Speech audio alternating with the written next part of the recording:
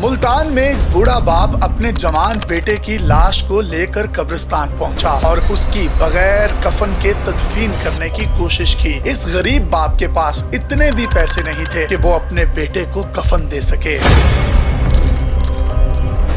ये जो वीडियो आप अपनी स्क्रीन पर देख रहे हैं, ये है वो बूढ़ा बाप जिसके फटे हुए गंदे पैबंद लगे हुए कपड़े और उसके चेहरे के खदोखाल बता रहे हैं कि वो गुर्बत की लकीर से भी नीचे जिंदगी गुजार रहा है। ये कब्रिस्तान में मौजूद है और पीछे आप बेटे की मैयत देखिए। फौतगी पर जो दरियां बिछाई जाती हैं जमीन पर, जिनके ऊपर बैठकर लोग सोग मनाते हैं, उस दरी को बेटे की मैयत के ऊपर डाला हुआ है और उस दरी के नीचे बेटे की लाश है। और शायद इसको ये दरी भी किसी कब्रिस्तान वाले ने दी होगी। हादसे से बड़ा सानहा ये है कि 2 खवातीन और 2 मर्द, ये 4 लोग इसकी लाश को घर से कब्रिस्तान लेकर आए ताकि इसकी तदफीन की जा सके। एक ये मरने वाले दानिश की बहन और एक उसकी कजन और एक दानिश का भाई और ये दानिश का बूढ़ा बाप। तसव्वुर कीजिए कि ये 2 खवातीन और ये 2 मर्द अपने इस प्यारे को मनो मट्टी के हवाले करेंगे। कभी आपने जिंदगी में नहीं सुना होगा कि कोई खातून किसी शख्स को दफन कर रही है या उसके लाशे को कांधों पर उठाकर कब्रिस्तान में लेकर गई है। लेकिन ये अफसोसनाक, दिल को दहला देने वाला बल्कि झंझोड़ने वाला वाकया मुल्तान में पेश आया है। की बहन है, आप बहन है, ये भाई है, सब लोग इनको दफन कर रहे हैं।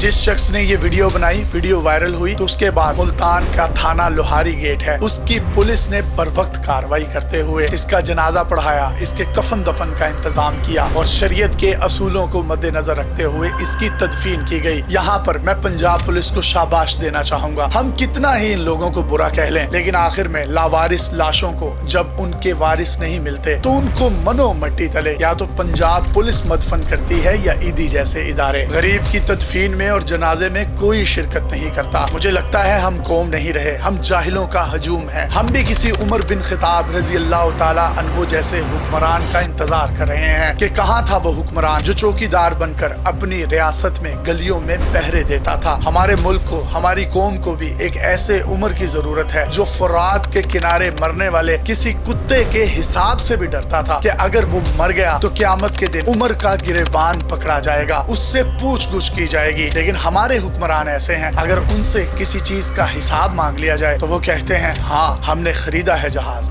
जो करना है कर लो। जहाज क्यों खरीदा? खरीदा है भाई, खरीदा है भाई, जहाज खरीदा है भाई। अंदाजा कीजिए, रियासत का शहरी जिसके पास गुर्बत की वजह से अपने बेटे की तदफीन के लिए कफन तक नहीं था और उसकी सीनियर मिनिस्टर 1100 करोड़ रुपए के जहाज पर कह रही है कि हाँ हमने लिया है, कर लें जो करना है। जहाज क्यों खरीदा? खरीदा है भाई, खरीदा है भाई। ये वक्त किसकी रौनत पर खाक डाल गया, ये कौन बोल रहा था खुदा के लहजे में? खरीदा है भाई, जहाज क्यों खरीदा? खरीदा है भाई, खरीदा है भाई, जहाज खरीदा है भाई।